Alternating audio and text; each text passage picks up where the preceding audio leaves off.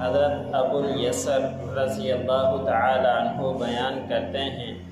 کہ میں نے نبی اکرم صلی اللہ علیہ وسلم کو یہ ارشاد فرماتے ہوئے سنا ہے کہ جو شخص کسی تنگ دست، غریب، مقروض جس نے قرض لیا ہو کو مہلت دے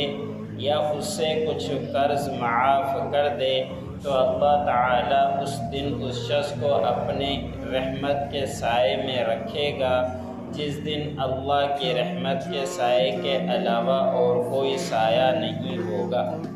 حضرت عبداللہ بن عباس رضی اللہ تعالی عنہ بیان کرتے ہیں کہ ایک مرتبہ حضور اکرم صلی اللہ علیہ وسلم مسجد کی طرف نکلے تو آپ صلی اللہ علیہ وسلم اپنے ہاتھ سے اشارہ کرتے ہوئے فرماتے جا رہے تھے کہ جو شخص کسی تنگ دست، غریب، مقروض کو مہلت دے یا اسے معاف کر دے تو اللہ تعالیٰ اسے جہنم کی گرمی سے محفوظ فرماوے گا۔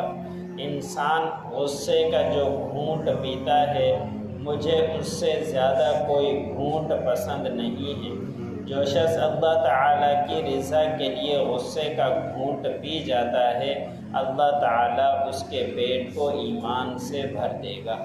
اللہ عمل کرے۔